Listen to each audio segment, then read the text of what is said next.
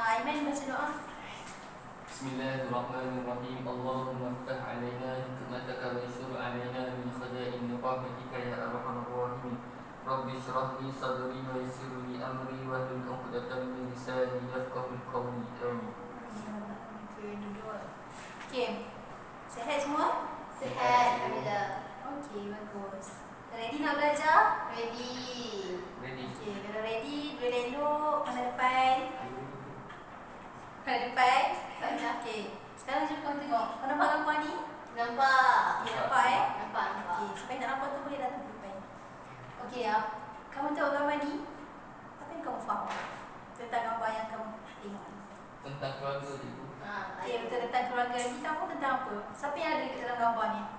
Datuk, nenek, mak ayah, anak-anak pada mak ayah. Bagus, pandai. Okey. Tujuan saya tunjuk gambar daripada hari ini ialah sebab hari ini kita akan belajar tajuk ada Muhammad Ibu Bapa dan ahli keluarga. Saya nak cakap sebenarnya ibu bapa kita tahu ibu bapa kita kena hormat. Tapi bukan setakat ibu bapa, adik-beradik yang lain pun kita kena hormat juga. Okey. Untuk tajuk hari ini kita akan belajar yang pertama kita akan tahu dalil untuk cara menghormati ibu bapa. Dalil menghormati ibu bapa. Kedua, cara beradab dengan ibu bapa dan keluarga. Seterusnya, kita akan tengok kepentingan beradab. Kenapa kita nak beradab dengan family? Kenapa kita beradab dengan ibu bapa? Yang keempat, kita akan tengok akibat. Kalau kita beradab, apa yang akan jadi kan? Kita akan tengok juga selepas itu punca. Kenapa ramai punca penderhakaan kepada ibu bapa. Okey, boleh? Boleh. Semua? Boleh. Okey. Kamu dah faham dah tentang apa yang saya nak cakap hari ni? Dah tahu Faham. kamu dah dapat dah apa yang akan kita belajar ni? Ya, cikgu. Sekarang kita akan start dengan kita punya subtopik pertama, iaitu cara beradab dengan ibu bapa. Tapi sebelum kita masuk cara beradab, kita kena tahu dalil dulu. Apa-apa kita kena tahu dalil dulu. Ada dua dalil. Dalil nakli ada dua, ada ayat Quran dengan hadis Rasulullah. Okey, ayat Quran tu kamu dapatkan model saya bagi tu? Dah. Okey. Saya nak Aiman bacakan dalil daripada ayat Quran. A'udzu billahi minasyaitonir rajim. Wa'budullaha wa la tusyriku bihi syai'an wa bil walidayni ihsanan wa bizil qurba wal yatama wal masakin wal jari dzil qurba wal jaril junubi والصاحب بالجنب وابن السبيل وما ملكت أيمانكم إن الله لا يحب من كان مختالا فخورا. Okey, baca maksud dia sekali.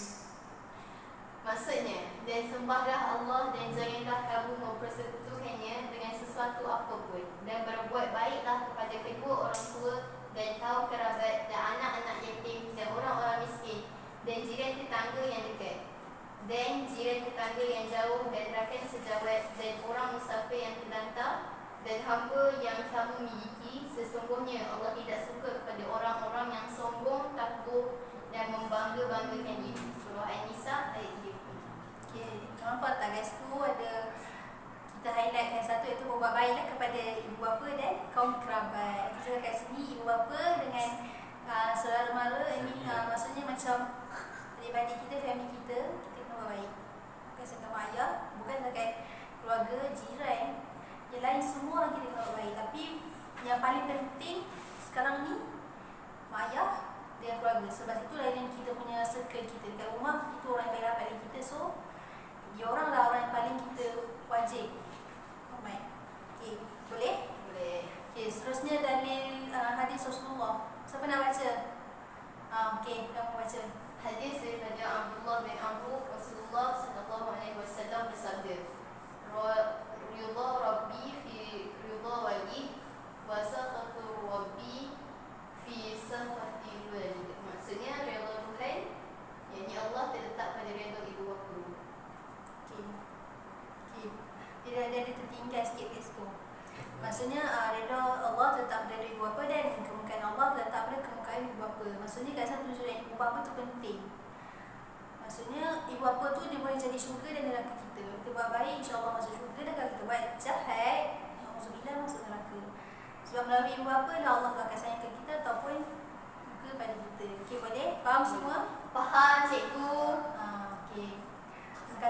baca tadi. Okay, sekarang kita akan masuk tajuk seterusnya, iaitu cara beradab kepada ibu bapa. Okay, sekarang kita masuk punya subtopik yang pertama, iaitu cara beradab dengan ibu bapa dan keluarga. Okay, kalau kita orang Islam ada 3 cara untuk beradab. Yang pertama melalui perbuatan, perkataan dan melalui hati. Okay, Aiman baca cara beradab melalui perbuatan. Perbuatan yang pertama, menziarahi mereka. Yang kedua, menjaga dan merawat mereka ketika sakit. Okay, kamu baca yang perkataan pula. Yang pertama, bercakap dengan lembut. Yang kedua, tidak melawan sikap mereka. Okay, ketiga melalui hati. Jaga hati dan perasaan mereka dan hati dan bergerak. Okay, melalui perbuatan yang pertama, menziarahi mereka. Maksudnya, kita akan selalu melawat mereka ke kampung. Dulu jauh dengan ayah, selalulah balik. Kalau yang memang betul-betul jauh tak nak balik tu, call lah. Faham? Okay. Kemudian menjaga dan merawat mereka ketika sakit. Okay, ni macam biasa yang kita tahu. Kalau kita mak yang kita sakit ke apa, tanggungjawab kita sebagai seorang anak untuk tolong diorang, jaga mereka semua. Macam mana mereka jaga kita masa kita kecil dulu. Boleh? Boleh? Okay, tu contoh melalui perbuatan. Selain daripada dua ni, apa lagi contoh beradab melalui perbuatan? Apa lagi? Contoh beradab melalui perbuatan. Jaga tutup kata. Itu perkataan. Perbuatan. Buat perkara yang baik. Mendengar arahan. Dengan arahan tu dia cakap kan. Salam. Sebelum Salam biasa tidur. sebelum kita pergi sekolah kita salam kan. Itu pun salah satu contoh. Kita bercara untuk beradab melalui perbuatan. Okay, seterusnya perkataan, bercakap dengan lembut. Dekat sini ada cakap yang kalau kita dengan ayah, kita kena guna lembut bahasa. Faham tak? Kita kena sopan. Kalau kita jenis yang cakap kasar pun, kalau boleh dengan mak ayah tu tolonglah lembut. Sebabnya mak ayah kita ni makin diorang tu berusia, diorang makin sensitif. So kita sebagai anak, kita kenalah berlembut dengan mak ayah, jangan bagi mereka terasa. Sebab kita tahu kan, lidah kita ni kita ajar daripada pedang. So mak ayah kita dah tua, so kita semakin mereka tu, kita makin kena buat baik kat dia. Faham? Dan terusnya tak melawan sikap mereka. Yang ni kalau macam kalau kita kena marah ke apa ke, biasa kalau kita kena marah ke, kita rasa macam nak lawan, nak cakap kita ni betul kan, betul? Okay, kita nak macam nak memberontak lah senang cerita. Walau macam mana mak ayah marah, tolong satu perkara je, tolong diam. Senyap je, mak ayah tu membebel ke, dia marah macam mana tu, kamu senyap, jangan melawan. Sebabnya kalau kamu melawan, bukan setakat kamu je yang kena, orang lain kena sekali. Faham tak? Bila mak ayah kena marah kat kamu seorang, bukan setakat kamu seorang yang kena, adik-adik semua kamu semua kena. Bukan setakat adik-adik, kadang-kadang ayah kamu kena marah sekali. So dah selamat, diam je, dengar je mak ayah kamu marah apa, senyap. Sebab senyap tu ada satu cara untuk kita tunjuk kita ni beradab melalui perkataan. Seterusnya kita sambung dengan hati. Jaga hati dan perasaan mereka. Nak jaga hati ni kenalah melalui perkataan dan perbuatan. Faham tak? Dengan kita ikut cakap diorang, dengan kita berlembut dengan diorang, kita pun dapat jaga hati diorang sekali. Lepas tu kena latih hati dan mengambil berat. Contohnya macam ayah kita pergi masjid, Anong tolong basuh baju, gosoklah. Lepas tu apa lagi? Contoh tanya, ibu nak makan apa? Kakak boleh masakkan macam tu. Tolong basuh kereta ayah ke, itu nak tunjukkan kita ayah kotor lah, tolong basuh. Benda simple je. Dekat situ kita bertunjuk kita ni sebenarnya ambil berat dekat mak kita. Faham tak? Kadang benda-benda kecil ni yang kita nampak kecil ni sebenarnya bagi kesan yang sangat besar untuk hidup mak ayah kita. Faham? Okey. Ada lagi? Nak tambah apa-apa? Ada. Kalau tanya, kalau dekat sama macam mana kita nak berada dengan mak ayah? Selalu Hubungi mereka. Hubungi mereka. Call ke, WhatsApp ke, kat sama tak ada WhatsApp kan. So call lah apa. Call setiap hari pun lagi bagus. Tak payah kau tak lama-lama. Kau sekejap je tak apa. Mak ayah tu dia nak dengar suara dia juga. Sebenarnya nak dengar tapi dia kakak ada something kalau kita kau mesti banyak je benda dia nak tanya. Dia makan ke, sihat ke, duit cukup ke tak. Lepas tu kita pun cakap lah tak cukup duit. Padahal sebenarnya nak suruh mak ayah datang sama je. call lah. Duit yang ayah bagi tu kita pulangkan balik dengan cara call dengan Datuk Ali. Boleh? Boleh. Okey. Lepas kita tengok cara badak, kita dah tahu rasa cara badak ada 3, perbuatan, perkataan dan hati. Seterusnya lepas ni kita akan tengok kepentingan adab kepada ibu bapa. Okey. Seterusnya kita masuk kepada satu topik kedua iaitu kepentingan beradab kepada ibu bapa dan keluarga. Okey. Biasanya ada banyak sebenarnya kepentingan tapi saya hanya 3 saja. Okey, yang pertama, membina keluarga yang bahagia. Kedua, menjadi contoh yang baik. Dan yang ketiga, membina kewibawaan diri. Yang pertama, membina keluarga yang bahagia. Maksudnya, kalaulah anak tu dengar cakap, anak tu sopan santun, selalu tolong, so kasi pula kita boleh bina keluarga yang bahagia. Cuba bayangkan keluarga tu, mak marah, anak menjawab. Lepas tu anak pula mak suruh tak gerak-gerak. Macam mana nak bahagia bila anak tak gerak, mak pun marah. Bila mak marah, anak pun menjawab. Kat mana bahagia tu kat situ? So, bila kita badak sebenarnya saya tak langsung akan membina keluarga yang bahagia. Dengan cakap ayah, yang kedua, menjadi contoh yang baik. Menjadi contoh yang baik macam kita tahu budak ni jenis hormat mak ayah. So bila budak tu hormat mak ayah, kita akan jadikan budak tu sebagai contoh untuk tunjuk pada orang lain. Cuba tengok macam mana cara dia beradab dengan mak ayah dia. Apa yang dia buat sebelum pergi sekolah. Bila dia dah pergi sekolah, apa yang dia buat? Contoh macam kalau mak dia suruh, dia dengar. Mak ayah dia marah, dia diam. Dekat situ kita boleh tunjuk yang sebenarnya anak yang baik boleh jadi contoh yang sangat orang ramai suka. Faham tak? Orang baik siapa je yang tak suka kan? Bukan setakat mak ayah sayang. Orang lain pun akan sayang dia secara tak langsung. Boleh faham? Jadi lepas ni kalau kamu nampak mana-mana siapa-siapa yang hormat mak ayah tu, so jadikan dia sebagai contoh, ikut apa yang dia buat. Okey. Yang ketiga apa dia, Aiman? Membina kewibawaan diri. Okey, membina kewibawaan diri. Macam mana hormat mak ayah boleh bina kewibawaan diri? Apa itu kewibawaan cik? Cari dalam kamus kewibawaan tu apa?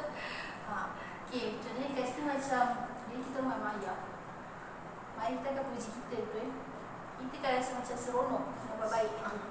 Bila kita rasa seronok nak buat baik, so saya tak langsung kita akan rasa macam confident. Faham tak? Kita rasa macam semua apa yang kita buat ada orang hargai. Faham tak? Macam tu.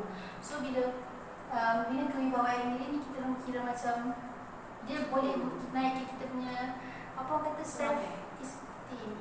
Semangat. Buat baik. Bila kita buat baik, mak ayah kita akan doakan kita. So apa yang mak ayah kita doakan kita, dia tak kembali kepada kita balik. Faham? Okey. So cuba dalam modul yang saya bagi tu, selepas kepentingan apa lagi? Amalan. Amalan. Amalan untuk menghormati ibu bapa.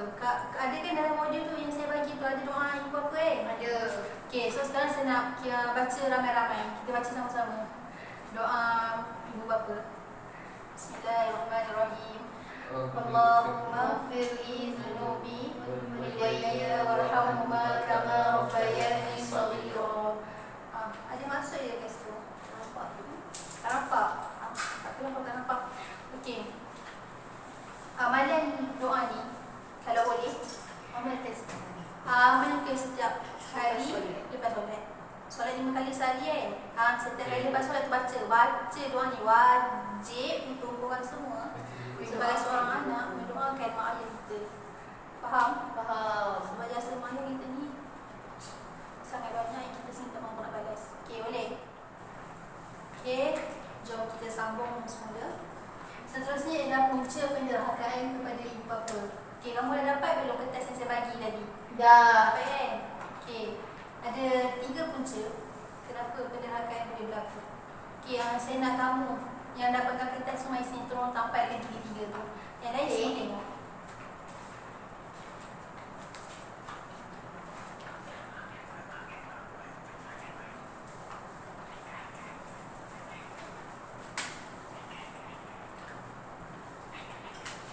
Okey, terima kasih.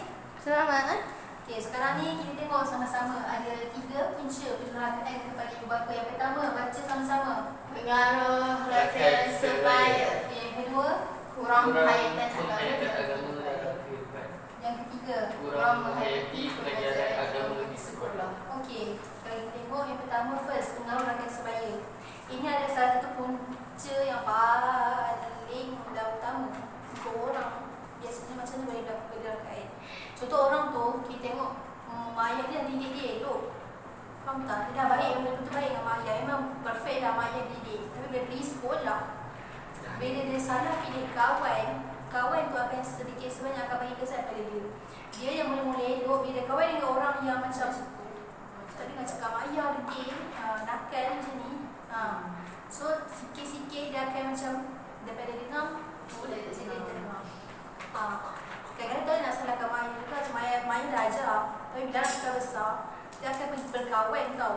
So kawan tu juga akan efek dia punya akhlak, dia punya adab akan bagi kesan. So penderhakaan kepada ibu bapa biasanya berpunca pada pengaruh rakan sebaya. So kita kena pilih kawan yang elok. Faham tak? Kalau kamu rasa kamu sendiri mudah terpengaruh, janganlah kawan dengan orang yang kabul datang keburukan pada kamu. Cari kawan yang baik. Kalau kamu rasa kamu boleh tarik orang tu jadi baik, silakan dapat kawan dengan orang yang kamu rasa perlu tarik dia untuk ada kebaikan. Faham? Okey, yang kedua, kurang menghayati agama dalam kehidupan. Yang ni maksudnya macam kamu dah tahu kena beradab, tapi dia tak baik. Macam tu. So masa dia tak menghayati, dia tak tahu kepentingan, dia tak tahu bila dia beradab apa yang dapat. Contoh macam apa, sebab dia rasa macam bila kita berada dengan mak ayah, kita tak nampak pulangan tu. So kita tak boleh nak feel, tak boleh nak menghayati apa-apa kelebihan beradab tu. Sebenarnya kalau kita beradab, dia bukan dia punya pulangan tu memang kita tak nampak, tapi kita akan rasa firdah di akhirat nanti. Faham tak? Satu lagi, dosa derhaka kepada ibu bapa, Allah akan balas dekat dunia dan dekat akhirat. Dosa lain Allah tangguh dulu, dekat akhirat baru dapat. Tapi kat ibu bapa, dunia dapat, akhirat baru dapat. So hati-hati. Okay, mak ayah ni bukan sembarangan orang. Kamu kena jaga elok ibu. Yang ketiga, kurang menghayati pengajaran agama di sekolah. Maksudnya apa yang cikgu ajar kamu tak dengar, dan masuk telinga kanan, keluar telinga kiri. Itulah dia, bila cikgu ajar kamu tak dengar, kamu main-main. Itulah jadi dia cakap cara beradab ada 3, kamu tak buat. Mak ayah marah kamu melawan, mak ayah suruh kamu tak buat. Itulah jadi punca penderhakaan. Akhir sekali, kita akan tengok akibat tidak beradab kepada ibu bapa. Okey, kena ingat setiap apa yang kamu buat akan mendatangkan kesan dan akibat bagi kamu. Kalau kamu buat baik, baik yang kamu dapat. Kalau kamu buat jahat, macam mana kamu dapat. Okey, akibat tidak beradab kepada ibu bapa dan keluarga ada dari segi individu, masyarakat dan negara. Okey, kita tengok dari segi individu, apa dia antara adab dan ada kesan dia. Pertama, kalau kamu tak beradab, dia akan disisihkan oleh keluarga. Macam mana? Senang je, keluarga kamu tak suka. Contoh, kalau mak ayah kamu selalu minta tolong kamu, mesti banyak alasan. Mesti orang cakap, tak payahlah semua je tu, bukannya bergerak pun. So orang akan sedikit sebanyak tak suka dekat kamu. Faham tak? So itu penting. Keluarga ni adalah orang pertama yang kamu akan orang kata cari kalau yang kamu akan cari kalau kamu susah. So itu penting dia. Kalau bayangkan kalau kamu susah, tapi family kamu sisihkan kamu, kamu ni kamu nak pergi. Family ni dah keadaan kamu susah dan senang. So hormatlah ibu bapa dan cari keluarga yang lain.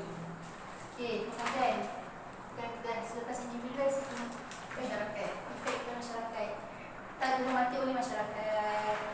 Macam kita tahu, bila orang tu selalu kurang ajar dengan mak ayah, macam bila mak ayah cakap, bila kawan balik, dia tengking balik, orang pun tak suka. Lepas dekat family, orang lain, orang luar pun tak suka kamu.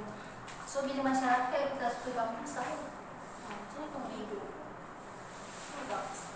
Dia sebenarnya bila kamu tak beradab dengan mak ayah je, dia akan beri efek bukan saja dalam rumah, dekat luar pun sama. Orang dalam rumah tak suka, orang luar tak suka. So mana-mana kamu pergi, orang tak suka. So nampak tak dekat situ. Penting nama ayah ni untuk kita buat baik. Seterusnya kesan kepada negara lain. Berlaku banyak gejala sosial.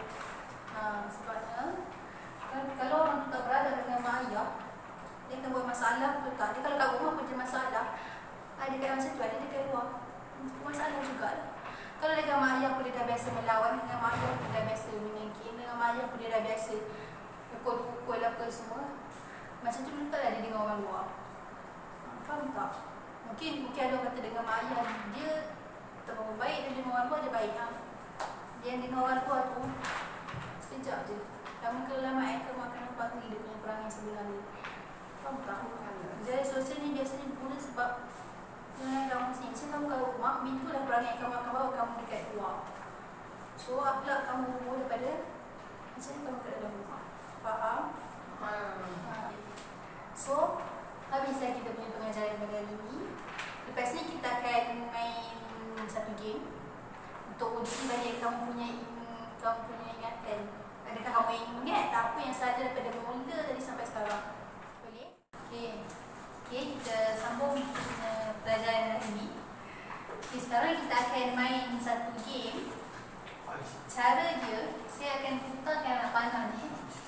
Dan kalau anak panah tu warna merah, saya akan ambil soalan dalam warna merah dan akan pilih seorang untuk jawab soalan dia. Boleh? Sure. Okey, boleh semua? Boleh. Okey, sekarang kita start. Ready Boleh. Okey, warna biru. Tengok apa soalan dia. Okey, soalan dia dengan tuan.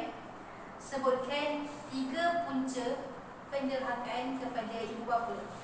Saya nak Aiman yang jawab. 3 punca penderhakaan kepada ibu bapa. Kamu boleh tengok dalam modul yang saya bagi ni. Cari punca penderhakaan. Pertama, kurang penghayatan agama dalam kehidupan. Okey. Kedua, kurang menghayati pengajaran agama di sekolah. Okey. Ketiga. Yang terakhir, terpengaruh dengan perlakuan rakan sebaya yang negatif. Okey, ada siapa-siapa nak tambah mungkin satu ke dua? Satu touch ganas. Okey, betul. Saya tak kira ganas. Itu pun punca. Boleh jadi punca penderhakaan kedua. Okey. Seterusnya kita teruskan dengan soalan yang kedua. Okey. Oh, warna kuning.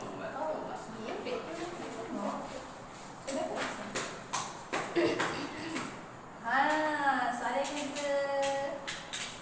Soalan yang kedua ni boleh.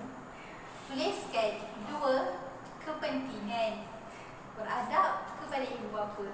Tuliskan 2 kepentingan beradab kepada ibu bapa. Okey, mendapat pahala betul? Betul tak? Betul. Okey, seterusnya tanda badan apa lagi kepentingan dia? Disayangi oleh masyarakat. Okey. Okey, terima kasih. Seterusnya kita sambung dengan soalan yang ketiga.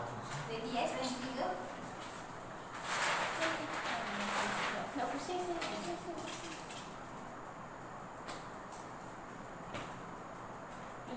Warna merah. Warna merah dah belum? Belum. Okey, soalan dia. Jelaskan cara beradab dengan ibu bapa. Bercakap dengan intonasi yang lembut. Okey, lagi. Yang kedua, tidak melawan percakapan mereka. Yang ketiga, selalu menziarahi mereka di kampung. Itu semua tu dari segi perbuatan ke, perkataan ke, hati? Itu buat Perbuatan. Kita sambung lagi last. Soalan last. Selain daripada ibu bapa, anggota keluarga juga penting dalam kehidupan kita. Terangkan 2 cara beradab dengan anggota keluarga yang lain. Kamu dulu. Kalau anda sentiasa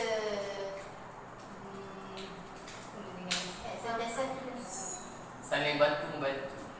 Yes, kita saling bantu-membantu pun salah satu cara beradab juga. Okey. Selain daripada saling bantu-membantu, selalu mendengar cakap. Kalau dia suruh buat apa-apa, kena buat. yes. Dia macam lebih kurang je dengan mak ayah tadi.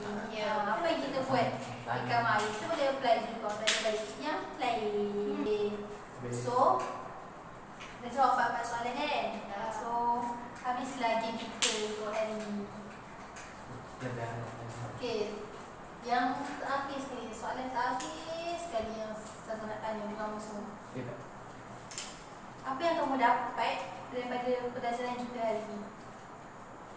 Daripada mula cara beradab, kepentingan, punca, akibat, apa yang kamu boleh rumuskan? Rumusannya ialah selalu kita mestilah menjaga adab terhadap ibu bapa dan keluarga. Okey, lagi? Siapa lagi yang kamu? Saya belajar akibat apabila tidak beradab kepada ibu bapa. Yes.